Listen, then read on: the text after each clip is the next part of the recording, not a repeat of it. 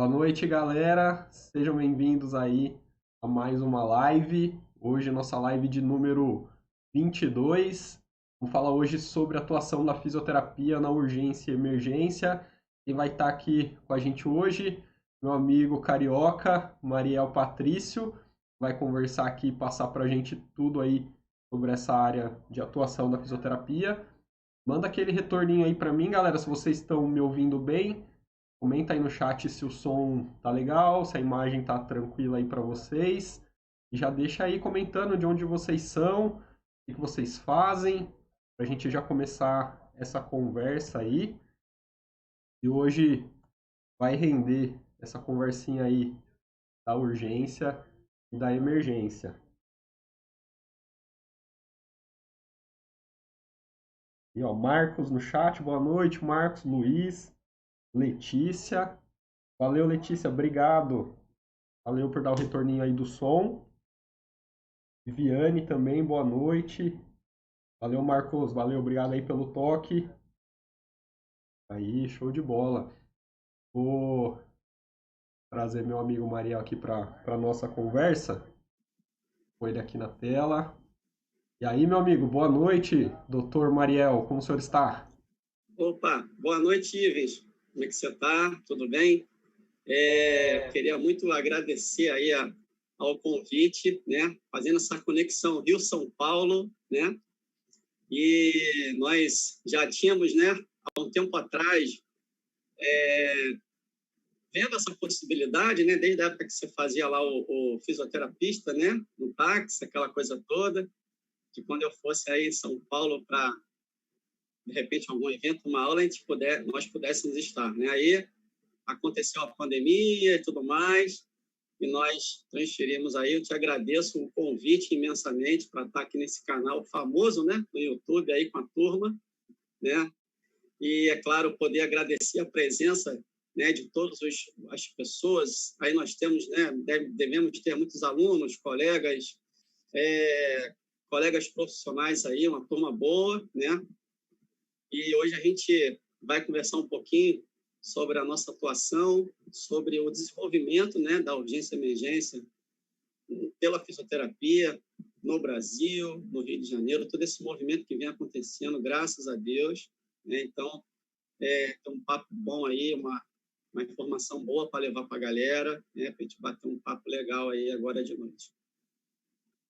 Muito bom, meu amigo. Muito obrigado aí pela sua presença, sua disponibilidade aí de conversar com a gente. Como você disse, essa conversa era para ter acontecido algum tempo atrás, né? Em alguma oportunidade aqui para a gente fazer o fisioterapista, fazer a conversa lá no carro. Mas já que não rolou, vamos de live, vamos de aulinha aí. De algum jeito tem que sair essa conversa, né? Ó, aproveitar aqui, dar uma boa noite para a galera que entrou agora aqui, ó. Bianca Letícia falou que é R2 da urgência e emergência aqui da Unifesp.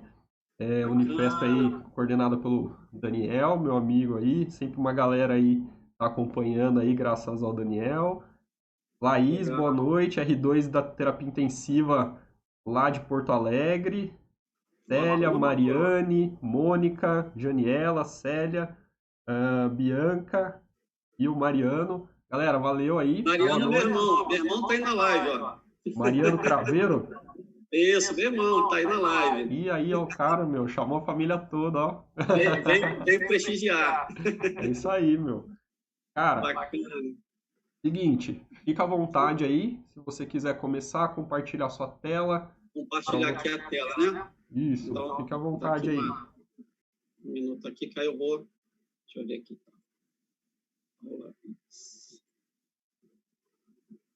Foi aí? E... Tudo. Aqui tá entrando. Bota a tela cheia aí, vamos ver se vai. Bota a tela cheia, né?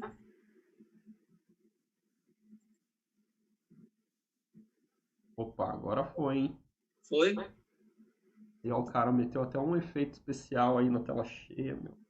Ó, eu tenho que prestigiar o canal aí, né? Famoso canal do YouTube. Bom, pessoal, então, mais uma vez aí, boa noite a todos. Eu queria muito agradecer a oportunidade de estar aqui no canal do Iris, né? Podendo conversar com vocês.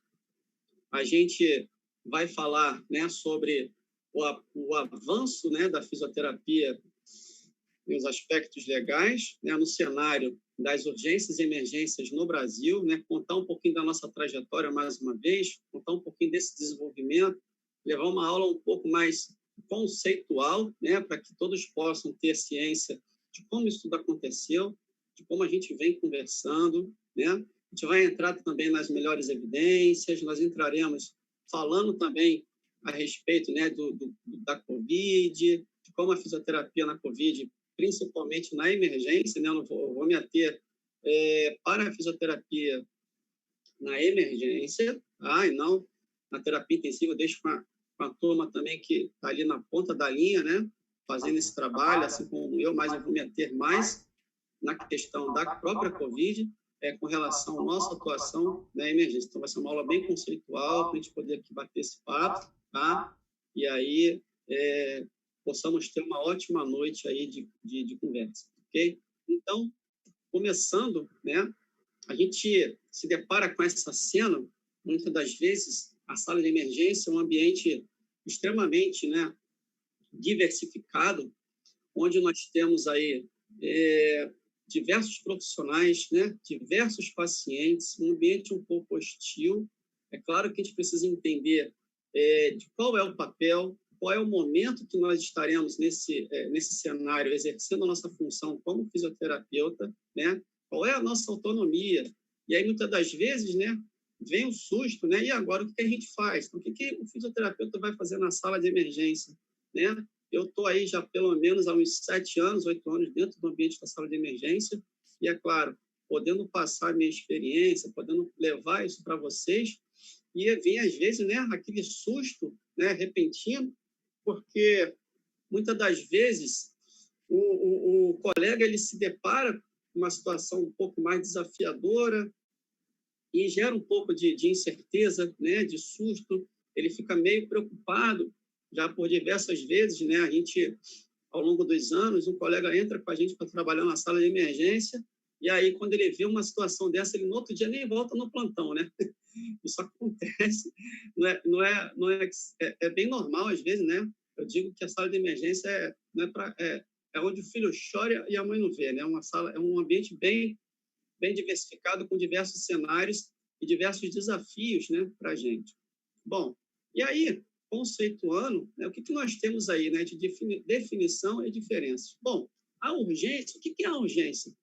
A urgência é a ocorrência imprevista de agravo à saúde com ou sem risco potencial de vida, né, cujo portador ele vai necessitar de assistência em saúde imediata, assistência médica, assistência multidisciplinar naquele cenário, tá? O que é emergência? Constatação, né, grave de agravamento à saúde, que implica no risco iminente de vida, sofrimento intenso exigindo que um tratamento imediato. Ou seja, se a gente não tem, naquele momento, né, o atendimento rápido e imediato, aquele paciente ele pode realmente sofrer e vir a óbito, tá? Então, a diferença é essa. A urgência, você pode ter um agravamento, porém não tem um risco tão alto. Agora, na emergência, nós temos um risco de vida, tendo que ser feito o atendimento de forma imediata, ok? Bom, e a partir daí, né, qual é a importância do fisioterapeuta, qual é a importância do nosso trabalho na sala de emergência? Tradicionalmente, a sala de emergência ela é composta por profissionais de enfermagem, médicos, maqueiro, técnico de enfermagem, né, de uma forma geral, correto? Porém, o fisioterapeuta ele vai estar ali exercendo um papel fundamental, né, na prevenção e resolução dos distúrbios cardiorrespiratórios. E aí, muitas das vezes, né, vem aquela relação com o quê? Com a insuficiência respiratória, com a ventilação não invasiva, e a gente precisa o quê? Apresentar resolutividade, né? É nesse momento que a resolutividade ela vai aparecer diante de todas as condutas necessárias, né, com a participação do fisioterapeuta de forma importante, tá? Nesse sentido, pessoal, né, como é que a gente vai triar o nosso paciente, né? Quem é o nosso paciente? Hoje já nós temos hospitais onde o próprio fisioterapeuta ele participa daquela triagem naquele momento, hoje com a questão principalmente relacionada aí à Covid, ao coronavírus, né? principalmente na relação com a existência da insuficiência respiratória.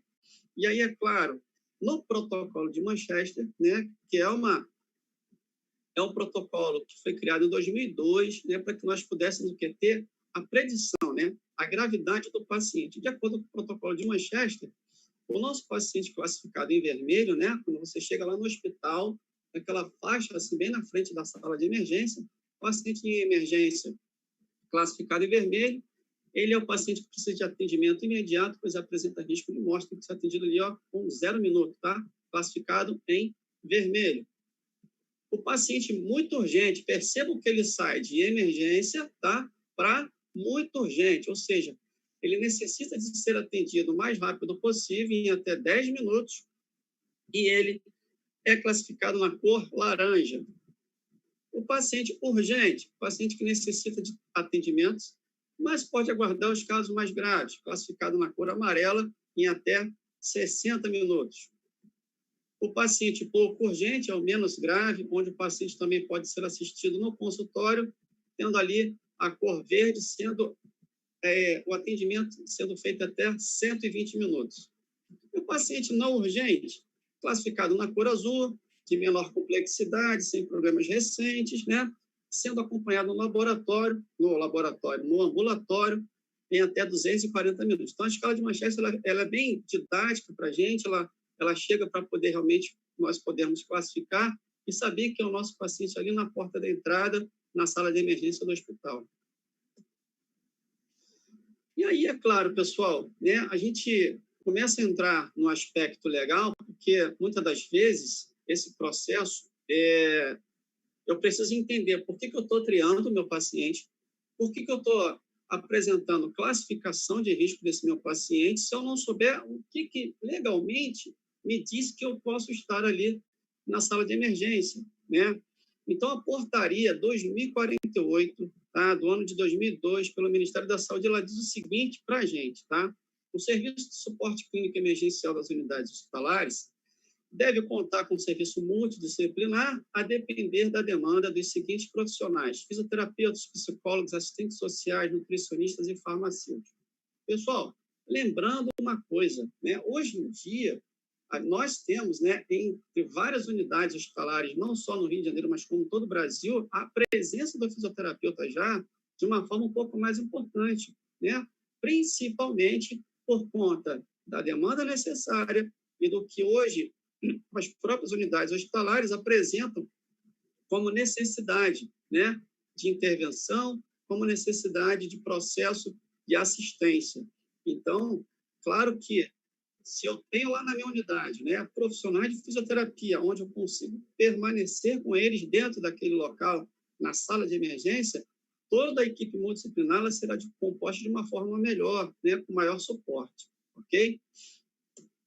E a portaria 1601 do ano de 2011 diz para a gente o seguinte: o serviço de urgência 24 horas da rede de atenção em UPAs, em conformidade com a Política Nacional de Urgências, diz que esta unidade deve possuir equipe multiprofissional interdisciplinar compatível com suporte. Então, imagine, né, as unidades de pronto atendimento. O porquê não nós estamos ainda nas unidades de pronto atendimento? Isso é um caminho que nós estamos percorrendo, tá? Daqui a pouco nós iremos falar sobre isso, mas a portaria 1601 diz que nós precisamos ter unidades de pronto atendimento com equipe multidisciplinar. Quem é essa equipe multidisciplinar? Bom, o que vem acontecendo no Rio de Janeiro, né, ao longo de alguns anos? No ano de 2015, o nosso sindicato aqui no Rio de Janeiro, ele apresentou um parecer técnico, né, sobre situações de fisioterapeutas que, na verdade, acabam sendo chamados lá na emergência, como vem acontecendo em muitos locais ainda até hoje, né, por conta de demanda. Ou seja, ele sai do CTI, vai lá na emergência, chegou uma edema aguda de pulmão, né? E aquela história, né? A gente está no CTI, imagina um cenário, você está no CTI, 10 leitos pacientes graves, 6 em ventilação mecânica, 2 pacientes para você, de repente, entrar em desmame, 2 pacientes para você também já programar uma extubação.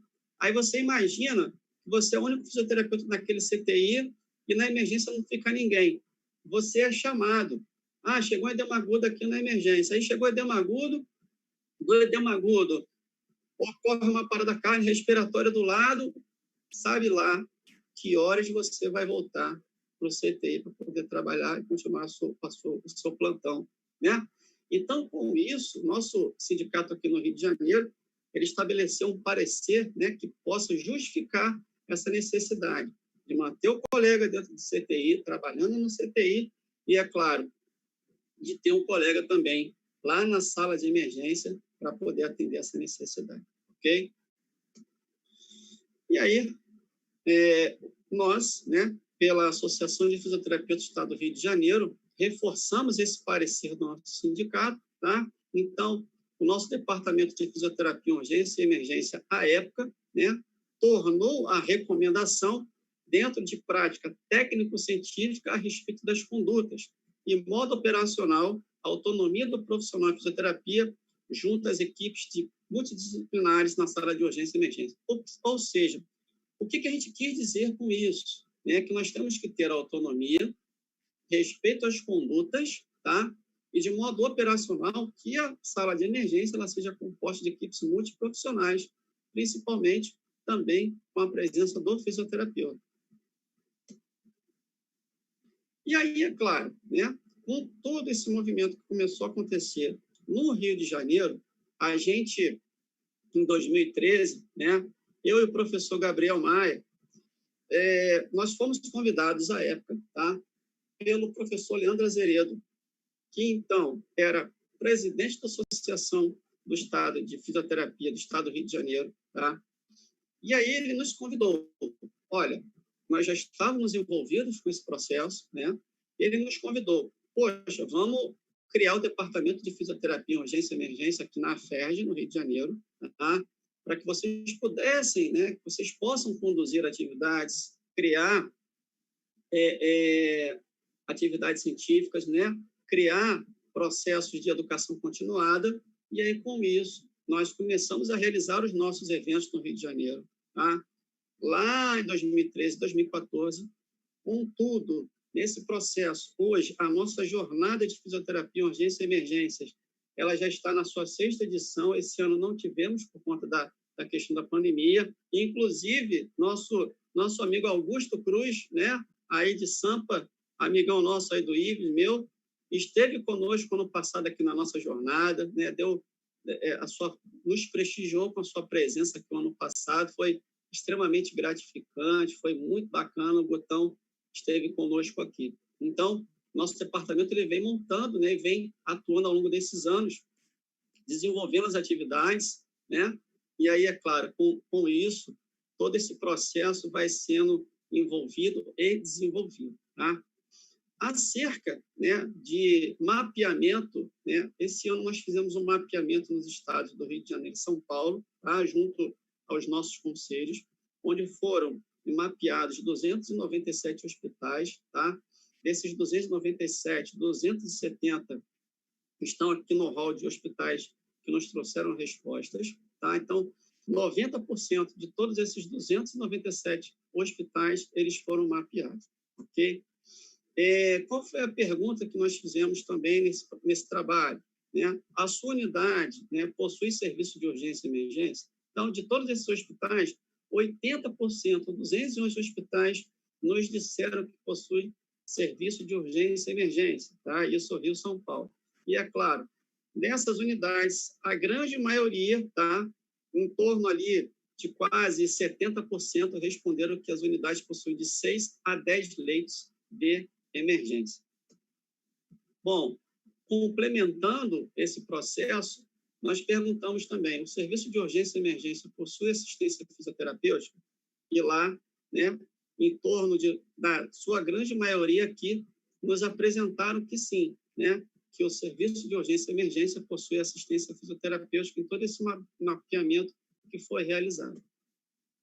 Bom, pessoal, onde começou a nossa trajetória, né? Onde que nós, ao longo desses anos, começamos a entender que, pelo menos aqui no Rio de Janeiro, nós tínhamos esta importância.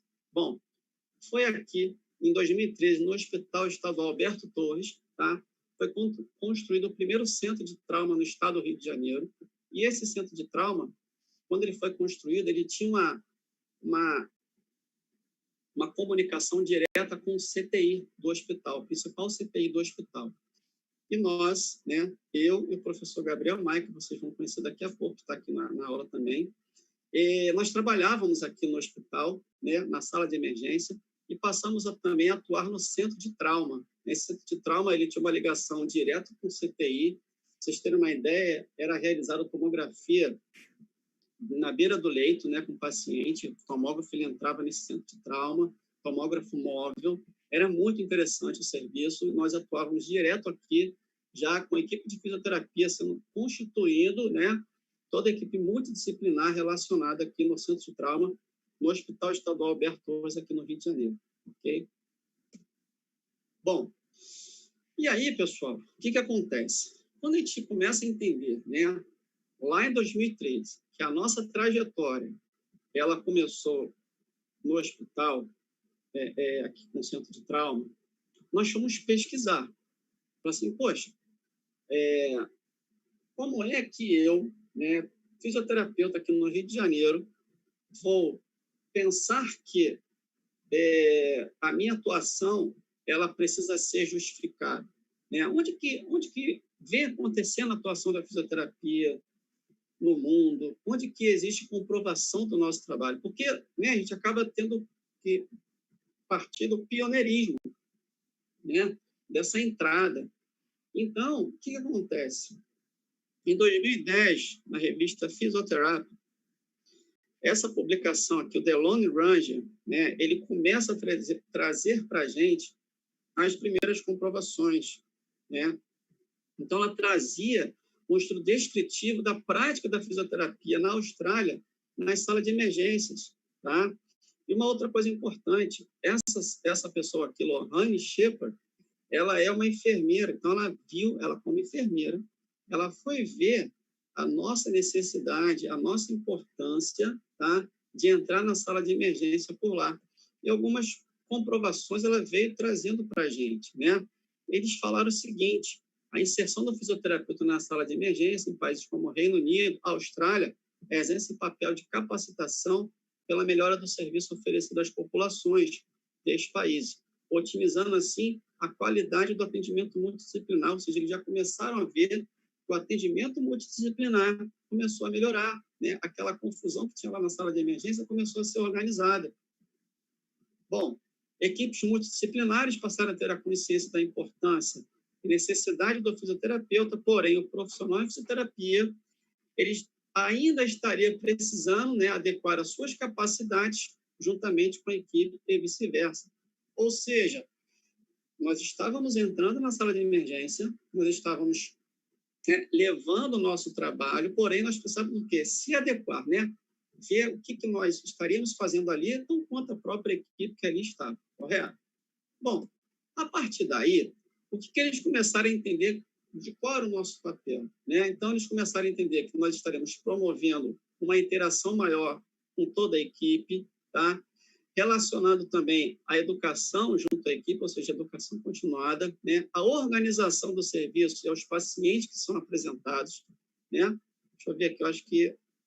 Bom, então, eles pensaram, né, sobre a questão que o fisioterapeuta ele estaria exercendo uma avaliação um pouco mais minuciosa, né, um pouco mais apurada, tá? Nesse sentido, melhorando a capacidade de atendimento, melhorando a capacidade de intervenção, tá?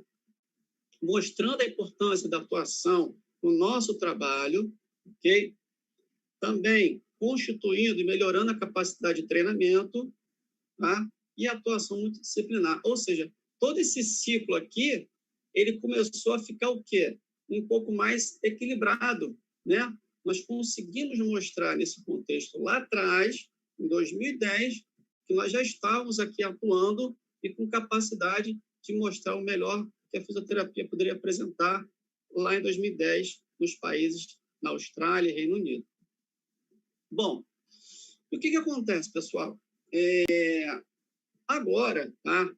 No final de 2018, essa publicação, né, do mesmo grupo trouxe, tá, a experiência dos profissionais, tá, e pacientes, tá, e na percepção do serviço de fisioterapeuta dentro do hospital, ok? Então, né, dentro de uma interpretação, correto, da própria publicação, eles fizeram uma revisão para poder entender até hoje o que estava acontecendo. E eu me fiz uma pergunta quando eu fui fazer alguns comentários, né, quando eu comecei a interpretar esse artigo. Será que o Cavaleiro Solitário está de volta?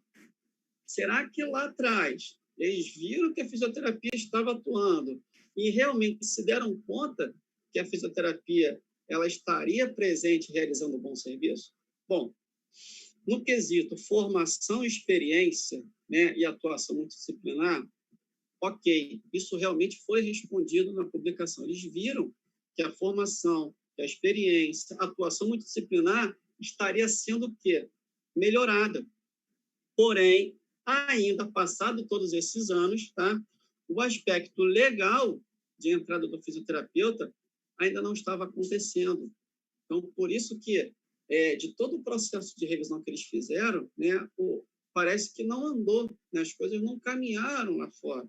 Eles continuaram a ter um fisioterapeuta, o colega, né, continua a entrar na sala de emergência, trabalhar, realizar uma ação multidisciplinar, mas o aspecto legal ainda não aconteceu. Bom, e a partir daí, né, é o que a gente vem vendo, né, acontecer aqui conosco. A resolução 509, publicada pelo COFITO, tá, em julho de 2019, ela vem para nos respaldar frente ao que os fisioterapeutas lá fora ainda não possuem. Ou seja, aqui no Brasil, nós já possuímos, né, o reconhecimento pelo Conselho Federal de Fisioterapia e Terapia Ocupacional frente à atuação nas unidades de urgência e emergência. Como isso aconteceu, gente? Nós vamos, né, agora entender o porquê e como aconteceu a Resolução 509, os seus desdobramentos, ok? Bom, a gente reforça, né, no capítulo do professor Leonardo Cordeiro também essa importância do trabalho em equipe. Nós tivemos, né, um capítulo também falando no livro do professor Leonardo Cordeiro, um grande amigo nosso, referência aqui no Rio de Janeiro, sobre essa importância, né, do nosso trabalho em equipe junto às emergências hospitalares. Bom, 2019, tá? Este aqui, né, é o professor Gabriel Maia, meu irmão na fisioterapia. Nós estivemos, né, junto ao Conselho Federal levando a proposta, né, de minuta para atuação do nosso trabalho da fisioterapia nas unidades de urgência e emergência, né? Então, nós tivemos uma reunião no Conselho Federal tratando dessa demanda, tá? Pois a gente, né, nós começamos a ver o desenvolvimento do nosso trabalho frente ao que vem sendo apresentado. A partir daí, né, em janeiro de 2019, foi constituída, né, e apresentada a resolução de número 501. Né? Nós tivemos no final do ano de 2018, tá, em janeiro, dia 25 de janeiro, nós tivemos a apresentação da resolução. Então, nós conseguimos, né, elaborar o texto, todo o grupo de trabalho representado, né, todo o grupo de trabalho no Conselho Federal, né, considerou todas as justificativas, tá, que dizia principalmente essa questão do seguinte: considerando o reconhecimento internacional quanto à presença do fisioterapeuta como profissional habilitado a compor o time de resposta rápida, considerando que o atendimento e suporte avançado de vida existe ação integrada e coordenada por toda a equipe no momento do atendimento, resolve reconhecer a atuação do fisioterapeuta na assistência em saúde, lembrando que é necessário que o mesmo seja capacidade de suporte básico de vida, especialmente suporte avançado. Ponto. Esta resolução de número 501, tá, ela gerou um certo burburinho, né? A gente sabe que o que aconteceu no começo do ano, o pessoal, a gente vai ter que fazer o ACLS, a gente vai ter que fazer o suporte básico, a gente vai precisar fazer o ACLS, o fisioterapeuta vai entubar, o fisioterapeuta vai... Não, calma, vamos explicar o que vem acontecendo. Nesse sentido, né, o Conselho Federal de Medicina emitiu uma nota, não sei quem teve acesso a esse documento, né, dizendo o seguinte nesse documento: entendemos o termo do questionamento em tela, portanto, o consulente não pode seguir a resolução em questão, a resolução 501, bem como não é possível abrir o curso aos fisioterapeutas, tendo em vista que o suporte avançado de vida é uma atividade exclusiva da área médica, assim como ensinar tais técnicas. Pessoal, lembrando de uma coisa: como que a gente que está dentro de um cenário de terapia intensiva, de emergências, um cenário a todo momento onde o paciente crítico, o paciente grave, ele vem, né, a nos encontrar. E aí, por que não nós estarmos em formação continuada, cada um dentro da sua autonomia? Ou seja, eu vou estar como fisioterapeuta no cenário, né, o colega médico no cenário dele, a colega enfermeira, cada um dentro da sua autonomia. E a relação que existe é o seguinte: é de aprendizado, ok? É uma relação que existe de ter a formação, cada um dentro da sua autonomia. Ninguém vai... fisioterapeuta, ele não tem autonomia para intubação orotraqueal, assim como ele não tem autonomia para prescrição medicamentosa. Então, o processo é o que? De participar. Imagina que nós, né, a todos os colegas que estão aqui, que trabalham em terapia intensiva, que trabalham nas emergências, quando acontece uma cena de suporte avançado dentro da sala de emergência, né, uma parada cardiorrespiratória, o que acontece? Chama o fisioterapeuta também, e todo mundo participa. Quem é que não já participou diversas vezes, né, de um cenário de suporte avançado de vida, numa intubação traqueal? Isso a todo momento, no nosso dia a dia, no plantão, né? Onde acontece, né, que eu falo, Band News FM, a cada 20 minutos a vida pode mudar, né? Ou seja, a gente está ali no dia a dia compondo a equipe multidisciplinar, né? Não é ninguém tirar a autonomia de profissional de ninguém, é de ter o aprendizado, é de ter a formação e cada um dentro da sua autonomia realizar o seu trabalho, ok? Na ventilação do paciente, no auxílio às compressões, tornando a compressão mais eficaz, tornando a ventilação mais eficaz, não é invadir, onde todo mundo ali, dentro desse cenário, né, muitas das vezes se reveza, correto? Bom, nesse sentido, nós estivemos, né, procurando a American Heart Association para entender, né, o porquê, né, desse documento. A gente, poxa, por que eu não poderia fazer uma formação em SLS? Então, nós procuramos a American Heart Association, tá, na América Latina, para que nós pudéssemos, né, saber se o fisioterapeuta, tá, ele não pode fazer uma formação em suporte avançado. Bom, e aí, o professor Gabriel escreveu um e-mail, tá, para a coordenadora na América Latina, ok? E na coordenação da América Latina, nós perguntamos, nós nos identificamos, ok? E nós perguntamos, por que nós não poderíamos fazer o curso da SLS? Ou, a pergunta foi feita, nós não poderíamos fazer o curso da SLS? E aí, é claro, ocorreu o quê? O curso da resposta, né? E aí ela traz o seguinte: o curso da SLS, da American Heart Association, é dirigido aos profissionais de saúde que administram diretamente e participam do paciente com atendimentos cardiovasculares emergenciais. Ou seja, eles nos trouxeram, tá? Eles nos trouxeram a resposta de que o profissional de saúde que está ali participando, que está dentro do trabalho na sala de emergência, ele pode realmente fazer o curso de SLS. Ele tem a possibilidade de ter a formação. E nos apresentou, inclusive, né, as escolas que são credenciadas, tá, ao qual nós possamos fazer o curso. Então, assim, toda essa relação aqui é de quê? De melhorar a capacitação, de promover capacitação, de promover uma melhora da própria formação do fisioterapeuta dentro deste cenário. Bom, e aí, claro, com tudo isso, o que nós fizemos, né?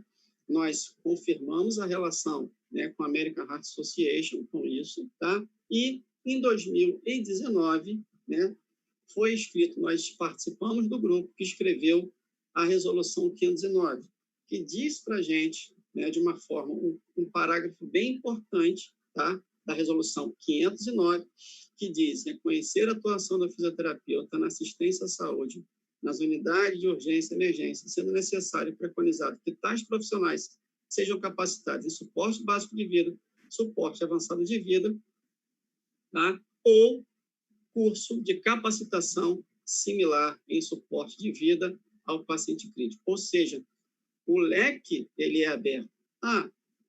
Mariel, eu posso fazer o curso de suporte básico de vida e atuar na emergência? Você tem formação para atuar na emergência com suporte básico de vida. Eu posso fazer o ACLS? Pode, por que não? Está aqui na nossa resolução reconhecendo que a gente pode fazer o curso, né? Ou seja, é nível de formação, de aprendizado, tá? Cada um dentro da sua autonomia, cada um dentro da sua capacidade de trabalho, ok? Então, a nossa resolução, ela traz isso para a gente, reforça, né? Ela consegue considerar em todas as justificativas que existem, ok? De todas as possibilidades que nós temos de poder atuar no cenário de urgência e emergência, ok? Bom, com os avanços nesse sentido, esse ano nós tivemos lá em Brasília, junto ao Ministério da Saúde, uma reunião para levar essa importância do nosso trabalho, para levar essa importância, né, da atuação do fisioterapeuta no SUS, na atenção à saúde, com destaque para a atuação em urgência e emergência, ou seja, nós estivemos sendo recebidos lá dentro de um bloco, né, no Ministério da Saúde, para que nós pudéssemos levar essa importância da atuação do nosso trabalho. Nós tínhamos um grupo de trabalho do Conselho Federal para que nós pudéssemos, né, gerar essa informação e criar, né, uma possibilidade de avanço da nossa área de trabalho. Bom, precisamos chegar nas UPAs, né? Então, nesse sentido, quando a gente fala de UPA, né, quantas UPAs nós não temos no Brasil? Quantas unidades de pronto atendimento nós não temos no Brasil, né? Eu fiz uma busca rápida quando nós estivemos em 2015 para poder promover um trabalho. E em 2015, foi publicado em 2015, no dia 21 de setembro, que a UPA bateu a marca de 30 milhões de atendimentos nas UPAs, em todo o Brasil. E aí, gente, a gente consegue pensar, refletir, como é que nós não estamos nas UPAs ainda, né? Em geral, a UPA ela é composta por quem? Clínico geral, pediatra, dentista, enfermeiro, né? E aí, você pensa o seguinte, desses 30 milhões de atendimentos que foi realizado na UPA, isso em 21 de setembro de 2015, será que não houve necessidade de ter um fisioterapeuta? Será que não houve necessidade de uma melhor ventilação mecânica aos pacientes, uma melhor capacidade, uma melhor capacitação no processo de auxílio à intubação traqueal? Será que, nesse momento, os nossos pacientes nas UPAs, eles estão mesmo sendo bem ventilados, né? Quantas e quantas vezes a gente recebe telefonemas, às vezes, de manhã cedo, ou no momento do dia, de colegas, né? Colegas médicos, colegas enfermeiros. Poxa, chegou um paciente aqui com desconforto respiratório, como é que eu vou fazer aqui a ventilação? Como é que eu vou ventilar? Quantas e quantas vezes isso já aconteceu, né? De madrugada, às vezes, e a gente está ali para poder realmente ajudar, para ensinar. Então, por que nós ainda, né? Que é um processo que a gente já vai começar, né, a falar, por que a gente ainda não está presente, né? Mas se acalme. Bom, eu e o professor Gabriel Maia, aqui no Rio de Janeiro, nós começamos a desenvolver o que? A apresentação dos projetos nas unidades, né, básicas de saúde, nas unidades de saúde, de pronto atendimento. Nós começamos a visitar as unidades, os conselhos, as regionais dos conselhos de saúde aqui no Rio de Janeiro, para levar o que? A importância, né, aos conselheiros, à população, aos profissionais de saúde, ok? Nesse sentido, começando, né, a levar essa informação da importância do nosso trabalho nas UPAs, tá?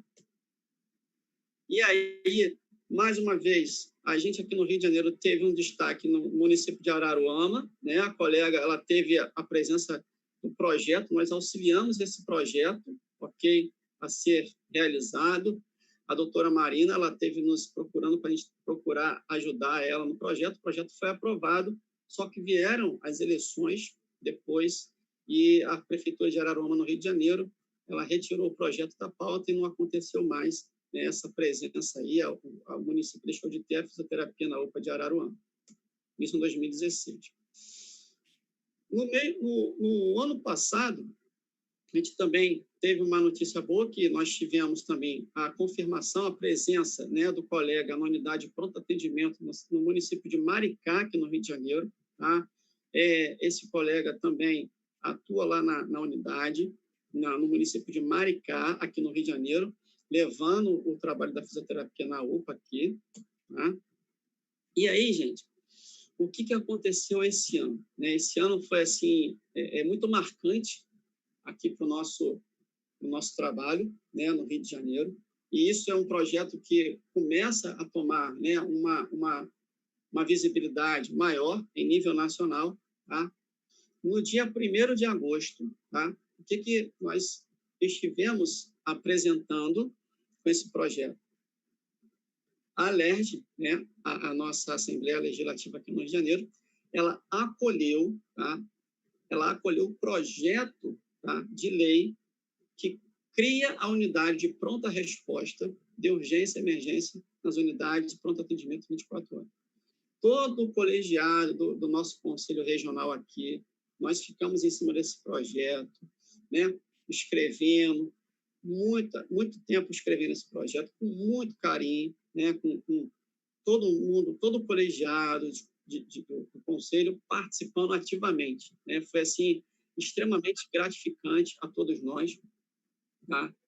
Esse processo, né, veio dia 1º de agosto a ser acolhido, esse projeto. No dia 20 de agosto, tá, ele foi aprovado, ou seja, o PL 2942, ele foi aprovado, tá, no Rio de Janeiro, com reconhecimento e inserção da criação da unidade pronta resposta urgência e emergência, tá? Ou seja, a presença do fisioterapeuta na UPA do Rio de Janeiro. É um projeto que foi aprovado pela Câmara, é um projeto que teve todo um contexto relacionado de aprovação, e no dia 6 de agosto, né, o deputado federal Luiz Lima esteve conosco aqui no Rio de Janeiro, tá? Junto com o nosso presidente, em uma reunião, o Dr. Willen, ele levou esse projeto para o âmbito nacional. Né? Então, assim, nós esperamos, nós temos a esperança de que possa, né, tudo isso possa aumentar, né? Gerar uma capacidade de emprego, gerar uma capacidade de contratação, gerar uma capacidade de busca, né, para a profissão, que eu acho que é o mais importante, né? Essa capacidade de promover o crescimento da profissão com mais uma oportunidade de trabalho. Então, isso para a gente foi assim, muito gratificante, foi uma vitória que a gente, né, muito suada, a gente conseguiu desenvolver esse projeto com todo o nosso colegiado no Conselho Regional, e foi extremamente satisfatório esse acontecimento para a gente. Bom, onde nós estaremos atuando? Né? A ventilação, quais são as melhores evidências? O que a gente tem, né, no nosso arsenal de tratamento, né, dentro do nosso escopo de trabalho, hoje na sala de emergência, como grande evidência? Né? Nós temos a ventilação não invasiva sendo aplicada como a primeira linha de intervenção no trabalho do fisioterapeuta, né, ao paciente crítico, com insuficiência respiratória agudizada, por exemplo, lá na sala de emergência. Então, ventilação não invasiva, ela é uma ferramenta nossa, né, de padrão ouro, né, de atuação na sala de emergência. E aí, é claro, as melhores práticas vão sendo apresentadas, né, as nossas melhores evidências nos trazem, por exemplo, né, ao guideline emitido em 2017 pela Sociedade Europeia, junto à Associação Americana de Tórax, né, relacionando o quê? A evidência de melhor utilização da ventilação não invasiva. Então, esse documento foi um documento muito importante, um documento que orientou, né, e até hoje nos orienta quanto as melhores práticas e as melhores evidências relacionadas. Bom, e quais são as recomendações mais fortes, né? Quais são as recomendações e evidências que geram melhores resultados? Então, a gente sabe, né? É sabido que nós temos uma evidência forte, uma recomendação forte, tá? Para utilização da ventilação não invasiva na exacerbação da doença pulmonar obstrutiva crônica, por exemplo, né? Nós temos uma forte recomendação, uma evidência importante de melhor utilização da ventilação não invasiva no edema pulmonar, né? No edema pulmonar cardiogênico, por exemplo, tá? Então, todo esse contexto, ele está bem associado, tá? De uma forma que é resolutivo, né? Imagina você, a gente entra com um paciente edema agudo, com franca insuficiência respiratória, você começa a aplicar ventilação não invasiva nesse paciente, ele, né, passado 30, 40 minutos, ele começa a apresentar bons resultados, diminui a frequência respiratória, diminui, né, a relação de utilização de musculatura acessória. Então, tudo isso, né, vai de encontro aí a nossas melhores práticas. Na exacerbação da asma, né, a crise asmática não apresenta evidência, então não, por favor, pessoal, na crise asmática não pensem, né, em ventilação não invasiva. Muita gente vai falar assim, mas se eu fizer com nebulização, aí você pode aumentar o espaço morto, aumentar a resistência, porque você está fazendo com nebulização. Então, cuidado, tá? Não tem recomendação quanto à utilização na crise asmática, tá, pessoal? Bom, e aí, é claro, quando a gente fala de indicações e contraindicações, né, o nosso capítulo no ano de 2018, né, pela Profísio, apresenta isso de uma forma bem importante, bem forte, né? E, realmente, quais são as indicações para a utilização da ventilação não invasiva, né? Dispneia severa com sinais sugestivos de fadiga muscular respiratória, uma indicação forte, acidose respiratória, por exemplo, com PaCO2, né, acima de 45 minutos de mercúrio, pH abaixo de 7,35. Uma hipoxemia persistente, né, uma hipoxemia refratária à oxigenação suplementar. Então, a indicação da ventilação não invasiva para esses casos assim, ela é bem importante. Tá? Contraindicações, parada respiratória ou cardíaca, instabilidade hemodinâmica severa sem resposta às drogas vasoativas, depressão de nível de consciência com perda de cooperação, tá? Aspiração massiva, vômitos, incapacidade persistente para remover secreção, incapacidade de tosse, né? E arritmia supraventricular ou ventricular severa. Então, nós temos assim, bem definidas essas indicações e realmente, quando você vai levar para a ventilação invasiva, elas apresentam bons desfechos e bons resultados. Bom, né, considerando e confirmando toda a relação, né, com a questão da utilização, é estabelecido, né, que no edema agudo de pulmão cardiogênico, a utilização de CPAP ou bilívio reduz a necessidade de intubação traqueal, de ventilação mecânica invasiva, melhorando trocas gasosas, parâmetros hemodinâmicos em pacientes com insuficiência respiratória agudizada por edema agudo pulmonar cardiogênico. E, é claro, também estudos de revisão sistemática e meta-análise corroboram com a recomendação para o uso do bilívio, tá, na doença pulmonar obstrutiva crônica exacerbada, dando evidência de nível 1. Tá? Então, essas duas doenças, elas são muito bem administradas, elas são muito... os desfechos relacionados à utilização da ventilação não invasiva nesses dois cenários, eles são extremamente satisfatórios. Qual seria a receita para o sucesso da ventilação não invasiva? Né? Essa publicação ela é uma publicação bem interessante, tá? Que foi publicada também logo depois que saiu o guideline, né? Mais à frente. E ela traz, né, para a gente uma pergunta. Como é que eu posso dizer que a ventilação não invasiva ela apresenta sucesso? Né? Então, após interpretar e estudar essa publicação, né, que nos traz os níveis de atuação, né, de possível intubação traqueal ou não, ela diz para a gente o seguinte, né, num contexto resumido, do que você pode perceber a respeito do que ela consegue trazer para a gente de informação. Ainda é difícil encontrar a melhor maneira ou receita para o sucesso do VNI em situações desafiadoras, tendo que se primar pelo especialista que irá realizar o manejo e, dentro das suas competências, o mesmo saber monitorizar, vigiar, identificar uma possível falha ou sucesso de aplicação da técnica de forma segura. Gente, uma coisa importante que nós devemos prestar e ter atenção quanto à utilização da ventilação mecânica não invasiva. Se nós pegarmos qualquer pessoa, né? Minha filha, daqui 8 anos, ela vai fazer 10 anos, se Deus quiser. E eu falo assim, filha, pega ali a máscara, esse equipamento aqui, coloca ali no fulano, né? Se eu ensinar para minha filha como fazer, ela vai fazer. Toda e qualquer pessoa. Basta que você ensine. Agora, nós sabermos reconhecer, tá? O processo de resolutividade, ou seja, será que a gente sabe reconhecer se esse paciente realmente apresenta melhora da sua frequência respiratória? Se apresenta melhora do desconforto respiratório associado à utilização da técnica? Né? Se todo aquele contexto, muitas das vezes a gente coloca, né, aquela história, né? Ah, vou deixar, depois eu passo aqui. Não. É você saber vigiar, né? É você, por exemplo, pegar o HCOR, que é hoje um instrumento de grande potencialidade, né, para prever falha e sucesso. Eu, inclusive, eu não trouxe na apresentação, queria ter trazido, mas foi muito corrido. Que vai prever falha ou sucesso, tá? Por conta de quê? De sinais. Melhora dos efeitos cardiovasculares, melhora dos sinais cardiovasculares, correto? Melhora de todo o contexto de utilização de musculatura acessória. Então, é preciso nós temos nos ater a esses aspectos, ok? Bom, e é claro, né? Como já dizia, né, o nosso poeta, VNI não se pede, pessoal.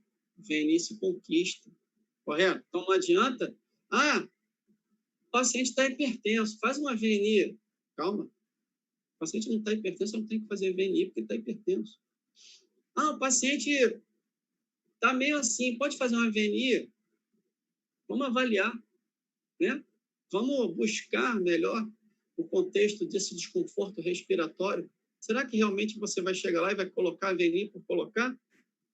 É importante que nós possamos avaliar, como fisioterapeutas, o que a VNI realmente vai ser importante no contexto de melhora desse paciente.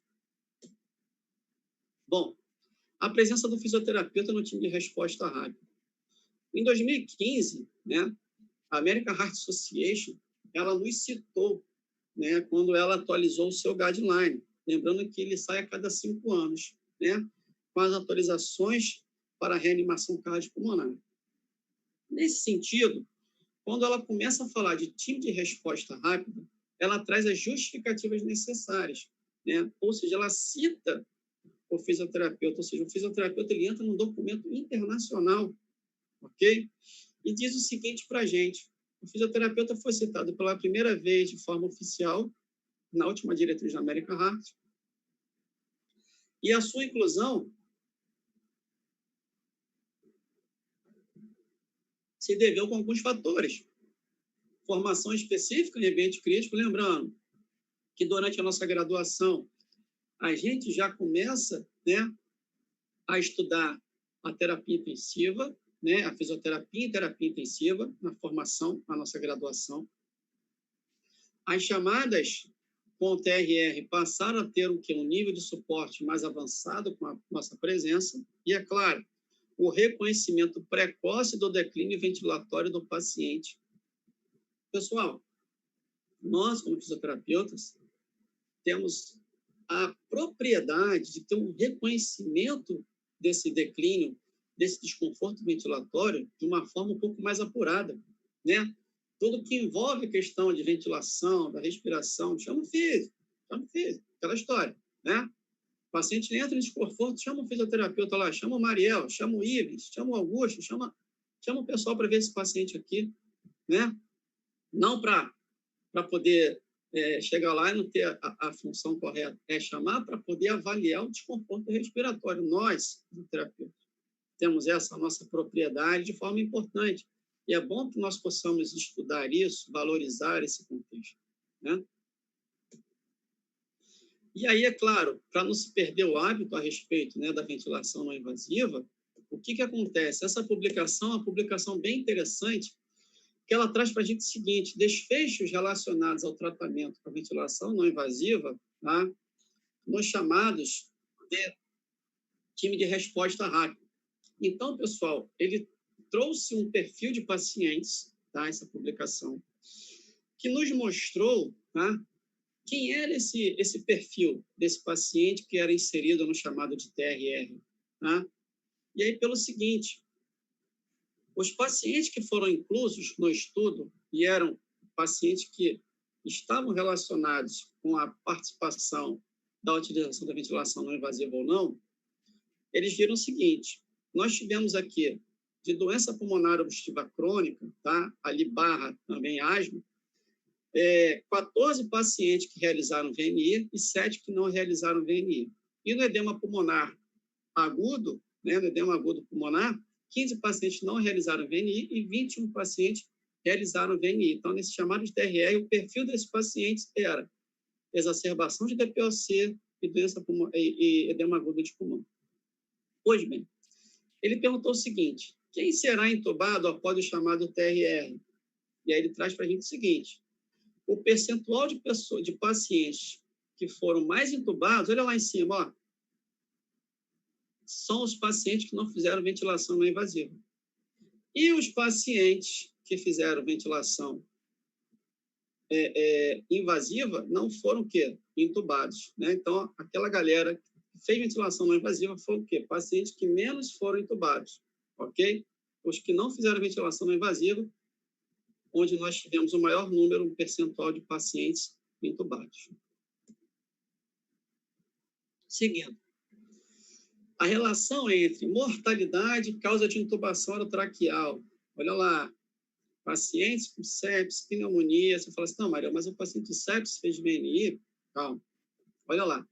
Pacientes que não fizeram ventilação não invasiva, em sua grande maioria, foram pacientes que tiveram o quê? Uma mortalidade associada à intubação, ou seja, o paciente veio a ser intubado, depois ele veio a falecer. O paciente que fez VNI, ou seja, o menor número de pacientes foi intubado também e houve uma mortalidade, ok?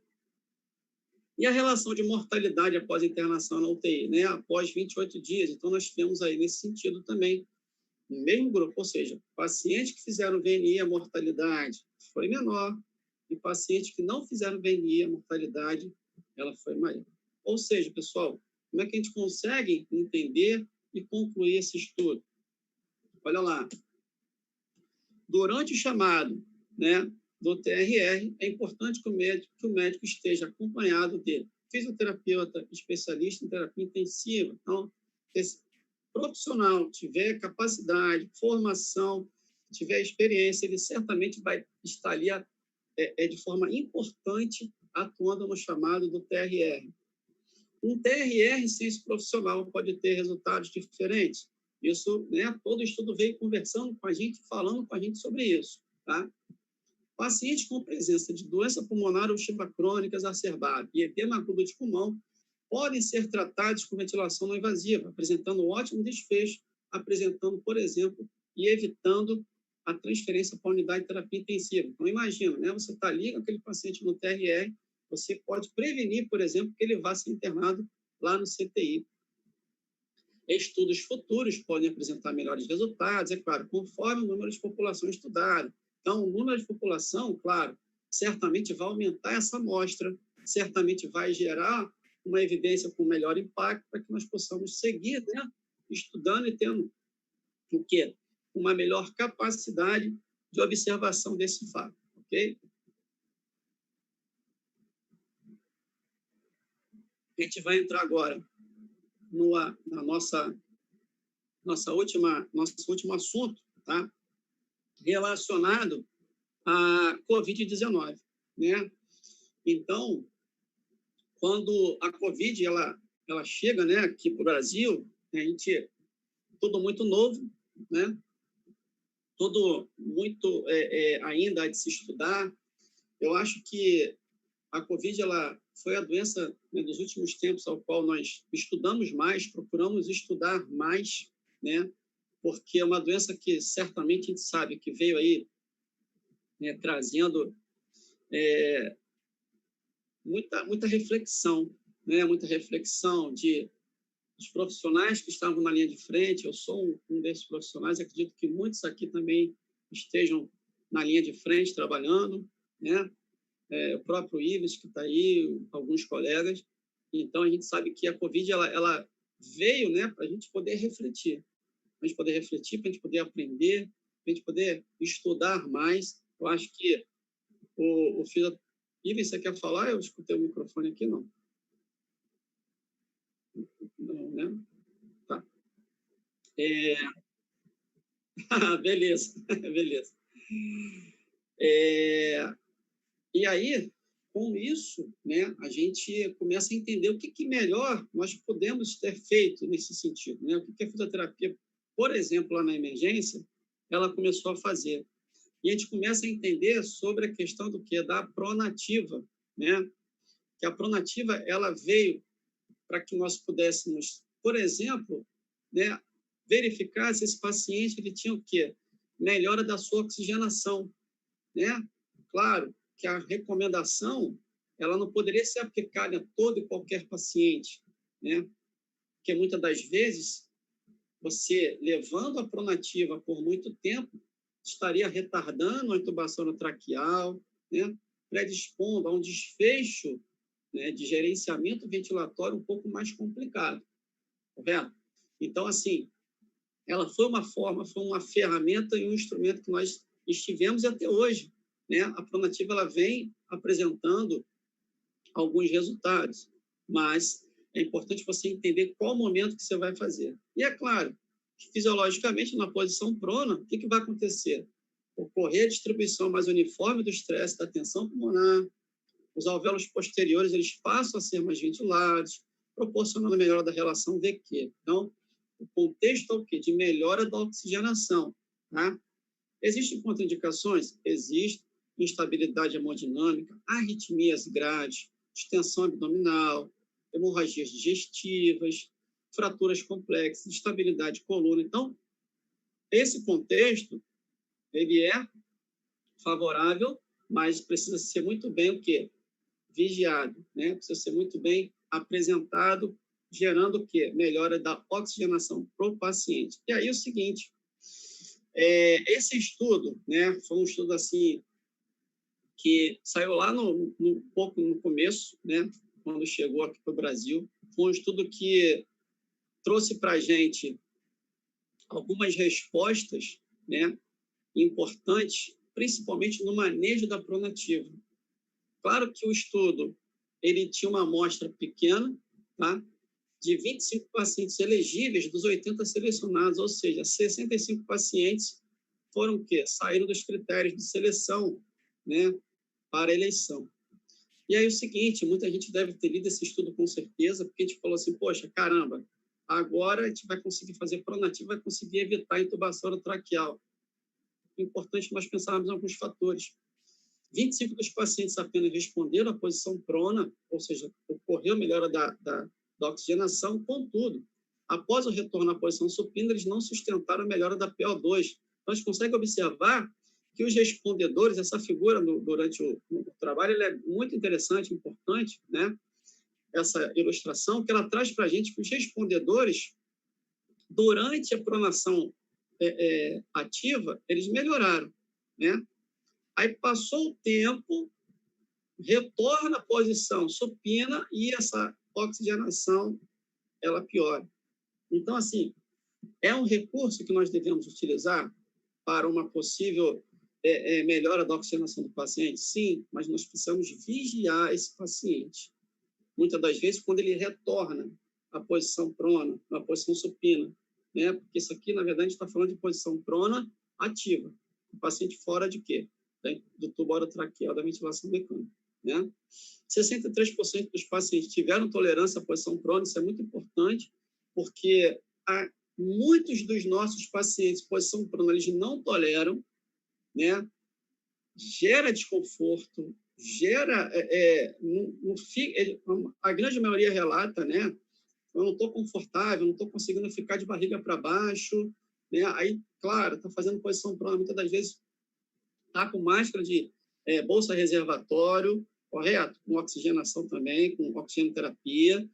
E aí, pode que ser que esses não respondedores, muitas das vezes, podem ser pacientes intolerantes à posição, correto? E o estudo, na verdade, ele é um estudo pequeno, né? Então, assim, é um estudo que foi... precisa de ter uma amostra melhor, né? A gente precisa de estudos. Por isso que a COVID, ela vem, né? Fazer a gente refletir, fazer a gente estudar. E é claro que a gente, realmente, como profissional de fisioterapia, está ali para poder buscar essas respostas. Isso é o mais importante, nós buscarmos estas respostas. E ele falou para a gente que os desfechos clínicos posteriores não foram apresentados. Então, a gente não sabe mais ou menos como é que cursou a clínica desse paciente, ok? Bom, a atuação na relação com o suporte de oxigenoterapia, né? Pensando sempre numa saturação-alvo de 90 a 95, tá? Utilização de catéter nasal de oxigênio de 5 litros acima, quando esse paciente começar a ter dessaturação. Utilização de máscara reservatório até 10 litros, tá? Então, a gente sabe que o paciente hoje passou, né, o catéter nasal, né, até 5 litros, ok, resolveu. O paciente está mantendo uma saturação entre 90 e 95, pô, bacana, né?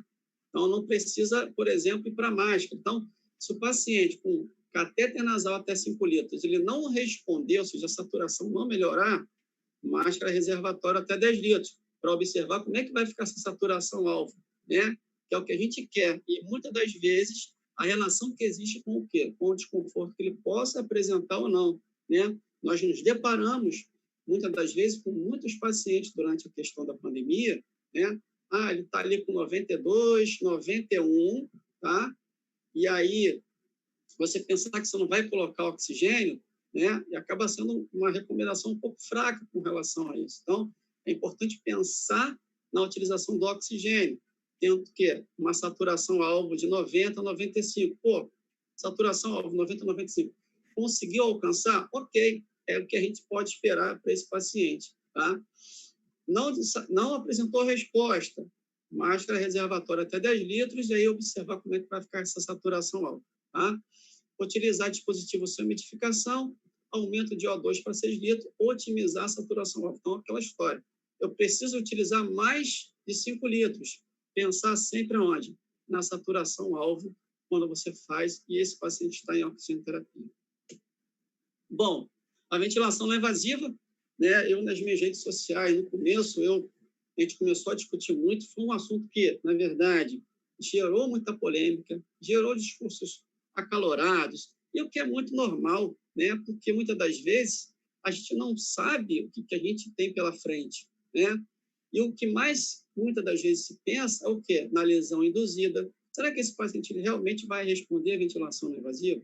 Será que esse paciente realmente nós iremos evitar uma intubação orotraqueal com a utilização da ventilação não invasiva, né? Sabendo-se que a gente sabe que é uma pneumonia viral e não existem evidências. Qual é o timing que eu vou falar assim, olha, eu vou colocar a VNI na COVID, será que eu vou conseguir sustentar realmente essa ventilação não invasiva? Então, os 6 que foram sendo apresentados, é que até hoje, né, nos gera dúvidas, e o que é extremamente normal gerar dúvida, né, porque nós pensamos, nós evoluímos, correto?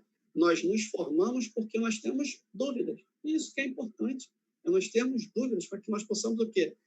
Avançar, nos desenvolvermos, crescermos, nós possamos discutir, debater, não é isso? Então, a formação ela vem desse comportamento. A gente precisa sempre tentar o quê? Buscar uma resposta, né? E aí, é claro que lá no começo ocorreram, né, discussões acaloradas, e uma certa vez eu fiz 4 perguntas lá na minha rede social, lá no Instagram. Qual o objetivo com a VNI para esse paciente? Retardar uma intubação na traqueal? É realmente evitar a intubação na traqueal? O leito que você vai trabalhar possui pressão negativa, ou seja, será que você tem proteção para poder realizar a ventilação não invasiva, sabendo que a aerosolização ela vai te contaminar, correto? Você possui os EPIs necessários? Você possui ventilador, um software para VNI, ventilador mecânico? Então, são contextos dentro da utilização da ventilação não invasiva neste cenário que nós precisamos pensar, refletir, correto? Bom, e estas duas publicações que, né, lá no começo vieram, né, trazer algumas informações importantes para a gente. Né? Se for uma publicação italiana que diz para a gente o seguinte: não há recomendações claras para o uso da ventilação não invasiva no curso da insuficiência respiratória hipoxêmica aguda associada à pneumonia viral. Ou seja, a gente não consegue, até hoje, nós não conseguimos obter informações ou estudos, né, que pudessem nos apresentar esta informação, né, que pudessem nos corroborar com a utilização de ventilação não invasiva na pneumonia viral. Então, é por isso que, muitas das vezes, vem a pergunta: será que realmente é uma condição que eu preciso utilizar? Né? Será que eu vou promover a lesão infligida pela ventilação não invasiva, a PSILE? Né? E aí, quando esse paciente ele foi entubado, o desfecho ventilatório, o gerenciamento ventilatório desse paciente ele não pode ser pior? Então, são processos. Quem é esse paciente que você, por exemplo, vai realmente indicar? Então, a gente acaba gerando as interrogações, o que é bom, porque a gente vai buscar isso depois e precisa realmente de uma resposta. É recomendado que todo procedimento que possa gerar aerossol, intubação traqueal, ventilação não invasiva, aspiração de vias aéreas, seja realizado em quarto com pressão negativa. O profissional deve estar o quê? Com os EPIs recomendados para a realização do mesmo. Você não vai entrar numa guerra sem a sua o quê? Sem a sua farda, sem a sua armadura. Né? Então, é importante nós pensarmos na proteção. Quantos e quantos profissionais se contaminaram? Quantos e quantos profissionais não responderam, por exemplo, à doença de forma satisfatória? Nós temos, né, inúmeros profissionais de saúde. Então, todo esse contexto é extremamente importante o cuidado. Bom, e aí, né, a gente falando de ventilação não invasiva, essa publicação foi extremamente interessante, tá? No contexto pós, foi um estudo de caso, tá? Que foi apresentado com a utilização da ventilação não invasiva em um paciente que, no pós-extubação, tá? Em um aparelho de ventilação não invasiva com o modo AVAX, ok? Conseguiu sustentar, se mostrando promissora a utilização da ventilação não invasiva pós-extubação. Principalmente se esse paciente ele tem, por exemplo, história prévia de doença pulmonar obstrutiva crônica, que vai ser um bom respondedor à ventilação invasiva. O paciente que também possui apneia obstrutiva do sono. Esse paciente aqui, ele tinha esses dois contextos. Então, isso gerou de uma forma um pouco mais importante o quê? A utilização da ventilação não invasiva pós-extubação sendo o quê? Satisfatória. Na pós-extubação do COVID. Será que esse paciente já ainda estava numa janela, né, de contaminação? Provavelmente não. Já não estava mais numa janela de contaminação pelo vírus, né? E a gente fala da pressão o quê? Da pressão negativa. Tem uma veninha para avaliar. Opa, eu estou chegando aqui, ó, com a pressão negativa, né? Esta foi uma publicação nossa lá também, para poder colocar a pressão negativa lá no leito, no quarto, e poder também garantir o quê? Segurança. Né? Então, é importante que a pressão negativa sempre possa estar presente dentro do contexto. Tá? E aí, é claro, a PCR. Como é que eu vou, na emergência, por exemplo, né, realizar manobras de ressuscitação cardiopulmonar, ok? Com o paciente COVID ventilado mecanicamente? A American Heart Association ela trouxe para a gente uma orientação importante, tá? Falando no seguinte: manter o paciente conectado ao ventilador em circuito de ventilação, em modo volume controlado, fração inspirada de oxigênio a 100%, frequência respiratória em torno de 10 a 12 incursões por minuto, volume corrente ali, ó, no entorno de 6 ml por quilo de peso, uma PIP de 5 centímetros de água, fluxo inspiratório entre 40 e 60 litros, tempo inspiratório, né, aproximadamente de 1 segundo, o alarme de pressão em 60 centímetros de água. Por conta de quê? Da pressão que vai ser exercida no tórax, né? Então, esse contexto aqui de manejo da PCR durante o paciente de COVID já em ventilação não invasiva, tá? Em ventilação mecânica invasiva, foi apresentado e é o que a gente, né, vem utilizando. Pessoal, eu queria muito agradecer o Ives, agradecer a todos aqui esse nosso bate-papo. Eu tenho uma frase que eu trago para mim que sempre me acompanhou muito, que diz o seguinte: todo visionário é considerado um louco sonhador, né? Até que os seus ideais comecem a dar certo e muito sentido na vida das pessoas. Eu queria rapidamente agradecer, dar um recadinho rápido para vocês, se o Ives me permitir, sobre o nosso curso aqui no Rio de Janeiro, de urgências e emergências, de fisioterapia urgência e emergência, com atualização para a COVID, 4 e 6. Eu, professor Gabriel Maia, qualquer coisa, procurar a gente lá no Instagram, no meu Instagram, @marielpatrício, ou no professor Gabriel, @Gabriel Gomes Maia. Nós estaremos por lá para responder a vocês. Agradeço imensamente. E muito obrigado. Ives, obrigado pela oportunidade, obrigado por poder estar aqui com vocês, obrigado por todo esse papo aí, e a gente agora vai estar disponível para poder bater esse papo, né, junto ao pessoal aí. Valeu, meu amigo. Eu que agradeço aí a aula, esclarecendo aí os pontos legais, práticos aí, urgência e emergência. O pessoal que está aí, se tiver pergunta, pode enviar aí, que o Mariel vai responder para vocês. Quando vocês vão mandando perguntas aí, eu vou fazer uma pergunta aqui. Claro. Cara, é o seguinte, obviamente que ter o fisioterapeuta atuando na urgência e emergência é um ganho, né? Uhum. Mas o que a gente pode dizer daquela situação, você até comentou, né? Em algum ponto da aula. E muitas vezes, muitos hospitais falam assim, a partir de hoje o fisioterapeuta vai ajudar na urgência e emergência, né? Vai atender lá no nosso PS, na nossa porta de entrada. E aí, só que aí o cara que atende isso é o cara que está na UTI, ele é chamado para ir lá atender. Sim. E aí, isso é um ganho ou é um retrocesso? Rapaz, eu visto, né, a camisa do que é o ganho, né? Pelo seguinte, Ives, eu acho que não é o fato de nós termos um profissional, né, somente no CTI, mas, na verdade, nós temos um profissional dentro do setor. E aí a gente fala assim, mas o hospital privado, vou já dar um toque, porque provavelmente vai surgir alguma pergunta sobre isso. O hospital privado, a demanda não é muito alta, mas, claro, o colega médico também pode não ter uma demanda muito alta na emergência do hospital privado, o enfermeiro, e todos estão lá trabalhando, né? Então, assim, o que precisa ser feito? Na verdade, é adequar o contexto também para a nossa entrada, correto? Ter o colega no CTI trabalhando e ter o colega da emergência, correto?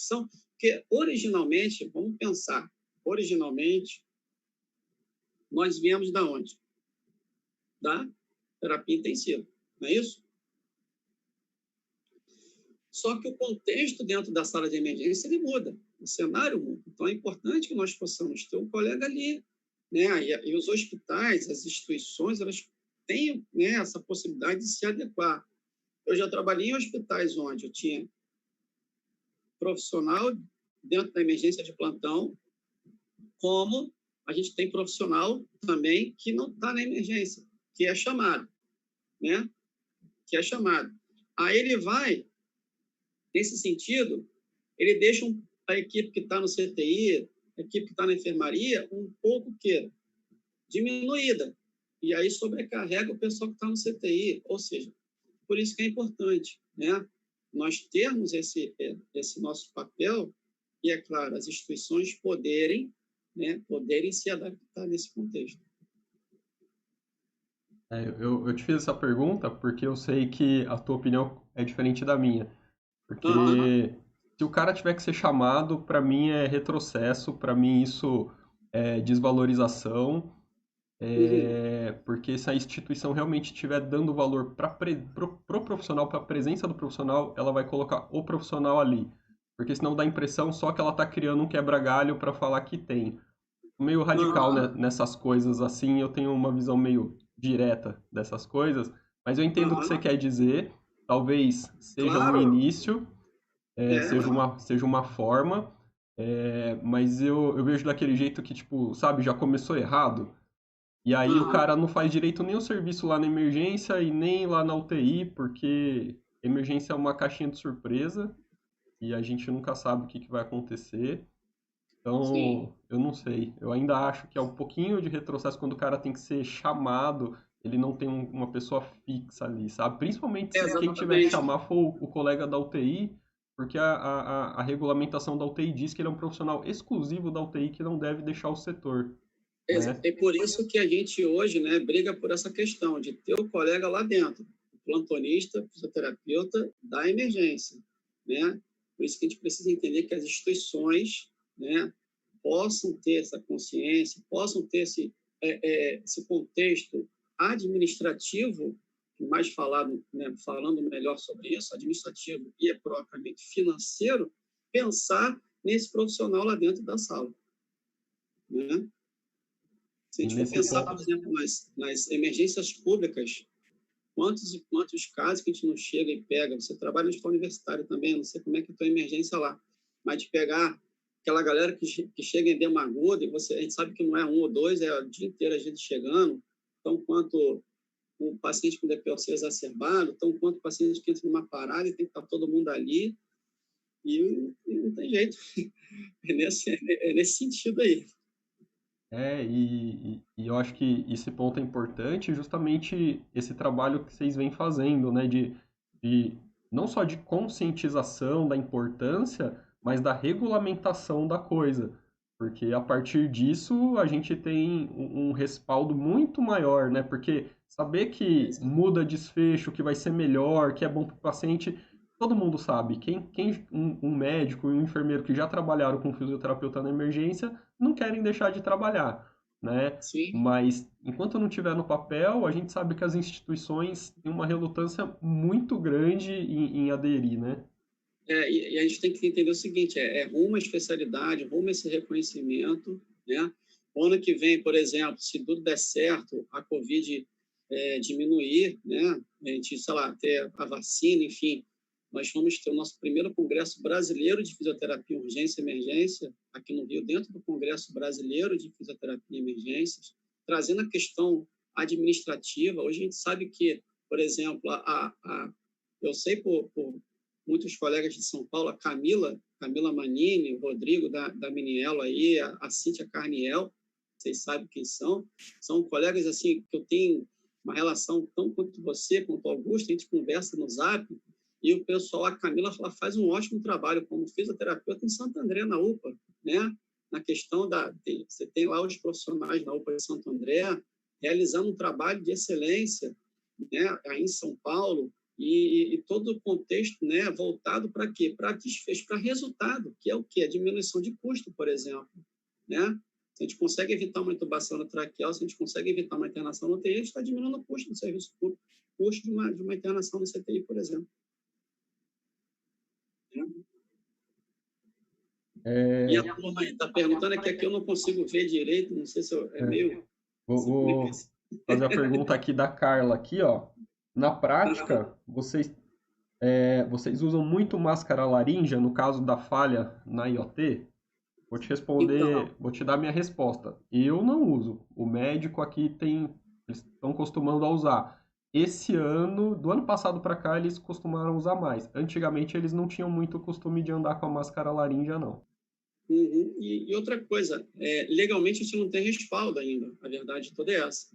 Porque quando a gente fala, por exemplo, de respaldo legal, a gente pensa na 2048. Na 2048 a gente não tem respaldo, né? Então, claro que a máscara-laringe é um recurso, mas nós não temos esse manejo como fisioterapeutas pela máscara-laringe. Será que não poderia ser, já que se a gente for pensar em um instrumento não invasivo, por exemplo, né? Então, será que, olha lá, a gente pensa numa pergunta dessa, já começa a criar uma situação, né, para a gente mesmo, como fisioterapeuta. Né? Ah, não, não entubo não, mas eu vou passar uma máscara laríngea, entendeu? Vai nesse sentido aí. Acho que cai naquela situação assim, né? Dentro do procedimento de intubação, com o médico presente ali numa intubação complicada, acho que não cabe, acho que cabe a ele mesmo que está manejando a via aérea. Mas Claro, naquele com caso de certeza. situação de urgência e emergência, como você comentou, onde o paciente tem risco de vida e talvez o tempo hábil de chegar alguém, talvez seja uma possibilidade, né? Né? Isso vai criando expectativa, olha aí, vai. Não sei se o Gabriel está aí, Gabriel Simeão, Gabriel Maia, a turma está aqui, turma do Rio, estão por aí. Eu não consigo acompanhar direito. Acho que isso cai um pouco no que você comentou lá da questão do ACLS também, né? O cara tá Sim, preparado para agir. E aí, eu tenho uma pergunta para você nesse sentido aí, claro. e você mostrou ali a resposta, né, da American Heart ali, inclusive apontando as instituições onde a gente poderia procurar o curso, né, que a gente já conhece. Aí Uhum. a minha pergunta é a seguinte: vocês chegaram a entrar em contato com as instituições para saber se você, por exemplo, conseguiria participar do curso? Porque a gente sabe Rapaz, que a até gente já pouco chegou tempo a entrar. atrás. É uma polêmica. Essa pergunta eu sabia que alguém ia fazer, ou você. Na verdade, né, quando a gente entrou em contato, que a American Heart respondeu, nós fomos, né, conversar, nós chegamos a entrar em contato por e-mail com as instituições, e o pessoal falou que já não fazia mais para fisioterapeuta, ou não fazia, já não aceitava, entendeu? E assim, não é só eles, na verdade. Então, algumas instituições no Brasil também têm o aceite do fisioterapeuta. Aqui no Rio de Janeiro nós temos uma, por exemplo, que aceita, né? Então, é o que eu falei, é ter a formação. Ninguém quer entubar paciente, eu não quero, né, pegar a medicação e aplicar. Não, é ter a formação. Você ter, né, não é querer tomar autonomia, pelo amor de Deus, isso não é nem o caso. Mas, assim, a formação ela é extremamente... Porque, Ives, vamos pensar.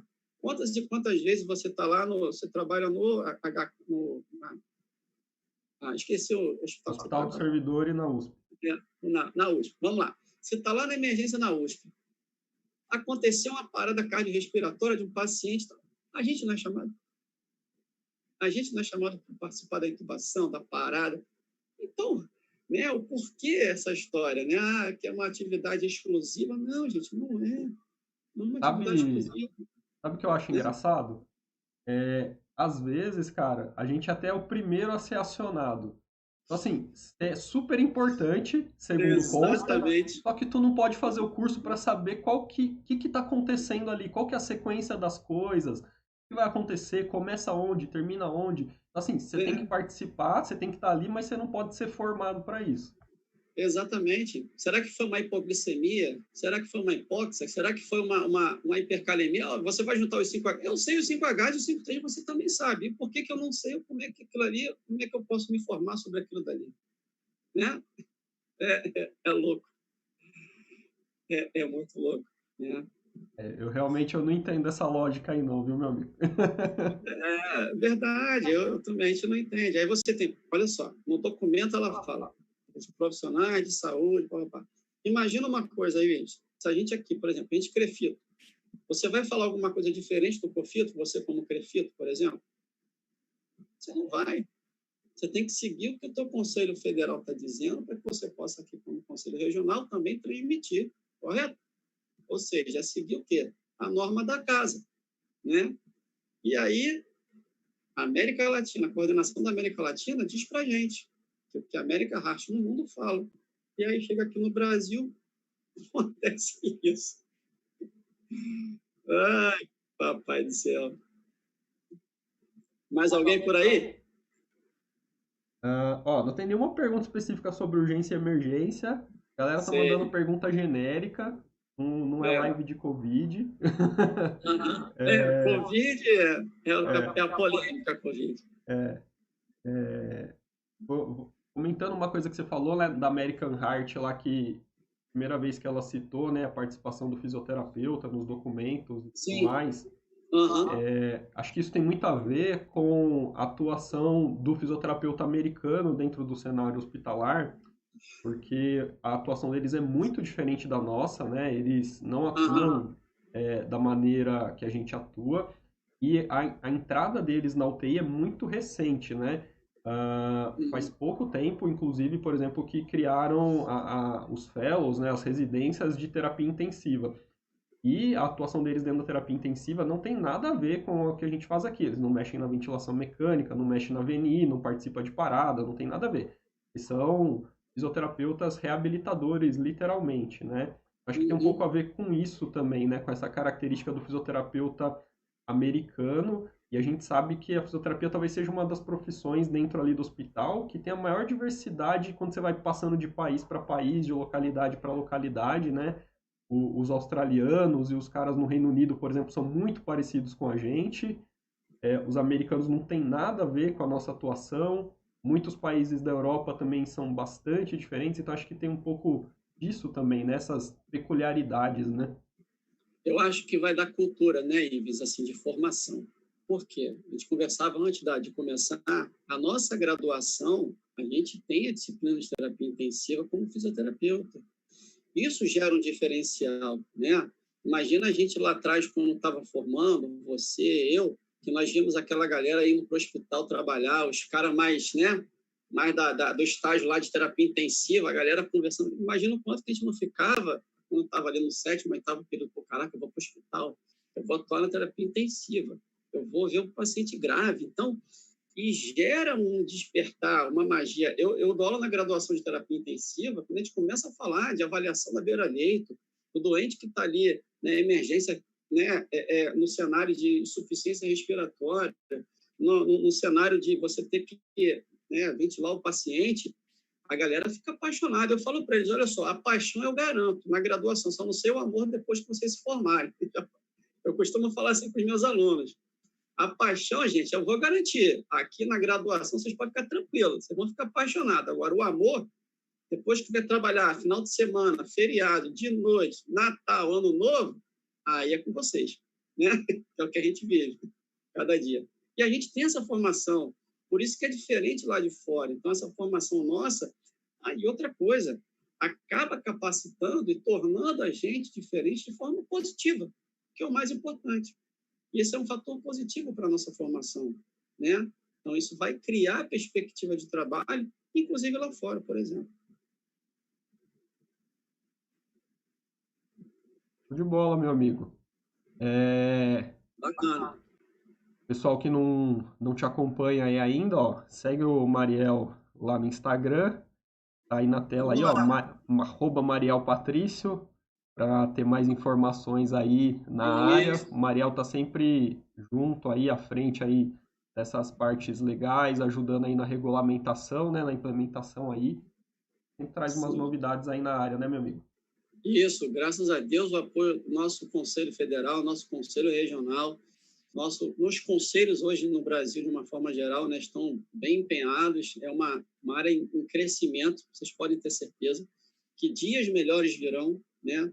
Tem muita coisa ainda para a gente poder estudar, crescer, desenvolver com relação à área de atuação, pensando vamos lá, no futuro aí, numa especialidade, né? Quem sabe que não é só esse cenário, por exemplo, né? A emergência, ela tem um cenário do esporte, por exemplo, ela tem um cenário das emergências neurológicas, das emergências vestibulares, né?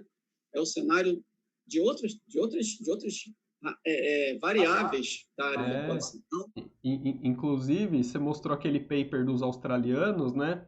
E lá naquele paper é uhum, interessante que eles falam que a principal atuação do fisioterapeuta na emergência na Austrália são nas dores da coluna. Os caras chegam com dor aguda e aí ele não passa pelo exatamente. médico, ele vai direto para a sala do fisioterapeuta. É bem interessante Sim, e essa atuação.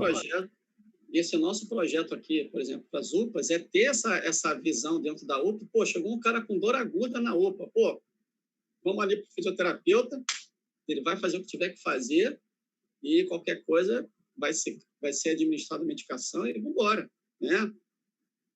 E essa publicação, cara, ela é extremamente relevante. O The Lone Ranger, né, que veio lá atrás, em 2010, então é ideia. Então, isso é muito bacana você ter tocado nesse assunto aí, que certamente é a diferença de formação e de enxergar o olhar da fisioterapia na emergência. Com certeza. A gente tem muito a avançar ainda, né? A emergência e urgência, na verdade, no Brasil está avançando. A especialidade médica de urgência e emergência, ela é recente, foi criada Sim. há pouco tempo. Pouquíssimos lugares ainda dispõem da residência de urgência e emergência. A gente tem 2016, a medicina regulamentou em 2016. A gente tem poucos médicos formados ainda, então, assim, é uma área que está evoluindo ainda aqui no Brasil. Sim. E aí a gente está indo atrás, né? Estamos tentando seguir e junto, Sim, né? Com certeza, com certeza. E vamos chegar lá. Se Deus quiser, a gente vai avançar e muito mais. E outra coisa, né, cara, que é gerar perspectiva de trabalho. Isso que é mais importante, né? Gerar perspectiva de oportunidade de trabalho, né? Pegar esse projeto da UPA, o pessoal pegar e, ó, né, gerar em nível nacional essa relação, né, de criar oportunidades, e isso é o que é o mais importante, né, de poder proporcionar isso. Sem dúvida, né? E aí a gente ganha em todas as áreas, ganha ali na área legal, na área prática, na área do emprego, a gente consegue diversificar muito mais aí o nosso hall de atividades aí, e a população também vai Exatamente. conhecer muito mais o nosso trabalho e a gente só tem a ganhar, né, com tudo isso aí. Sim, sim, sim. Aqui no Rio, depois do projeto que foi aprovado, um município que já implementou, inclusive, o município de Cabo Frio, implementou a entrada do fisioterapeuta dentro da emergência lá na UPA, entendeu? De Cabo Frio. Então, assim, e as notícias vão, né? Vão se espalhando, os prefeitos, as prefeituras, né? Os gestores vão vendo que realmente o negócio dá certo e vai implementando. Acho que é isso. É o trabalho de formiguinha que já começa a se espalhar e vamos que vamos em frente. Com certeza. Cara, boa sorte aí para vocês aí que estão lidando aí com essa parte Estamos da juntos. implementação. A gente Estamos agradece aí o juntos. trabalho de vocês, levando isso aí à frente, para a gente poder fazer isso de uma maneira séria, organizada e que realmente valorize, né, a nossa profissão. Obrigado aí por ter Claro. participado hoje aí, pela sua disponibilidade, viu? Agradeço Eu muito, que meu amigo. agradeço.